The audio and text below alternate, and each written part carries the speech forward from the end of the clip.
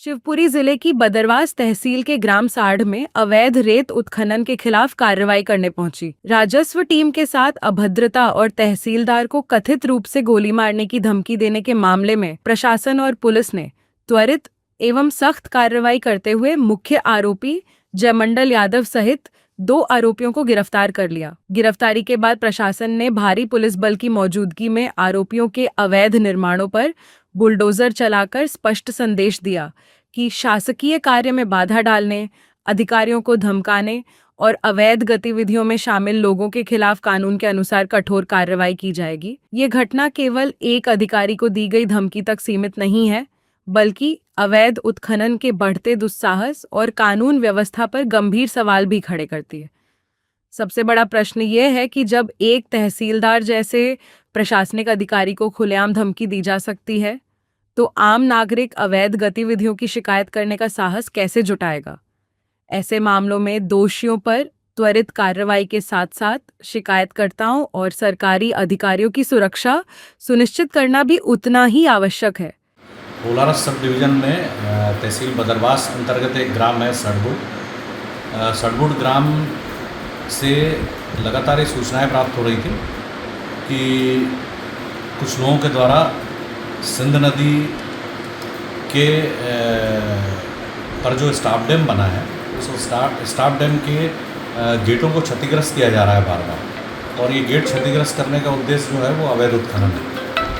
तो इसी तारतम्य में कल हमारे तहसीलदार सचिन भार्गव मौका भ्रमण पर थे और सड़बुड़ पहुंचने पर उनके द्वारा देखा गया कि सिंध नदी के घाट पे कुछ अवैध उत्खनन की गतिविधि चल रही है। जब वो मौका जांच के लिए समीप गए तो जयमंडल यादव और उनके परिजनों के द्वारा ये उत्खनन कार्य कराया जाना पाया गया।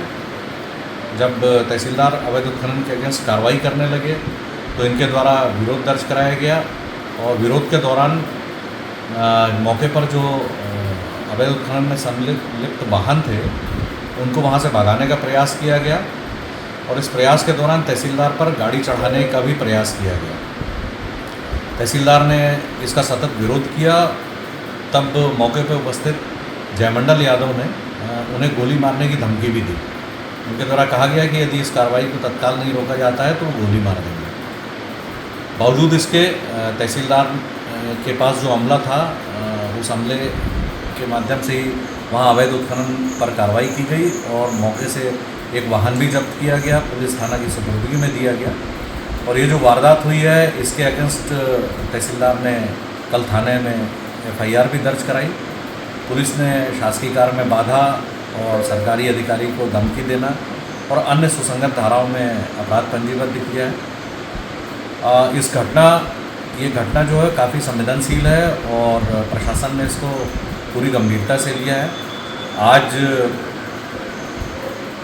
पुलिस प्रशासन और राजस्व का संयुक्त दल मौके पर पहुंचा और अवैध उत्खनन किए गए क्षेत्र की नापजोख की गई और उस पर प्रकरण पंजीबद्ध किया गया।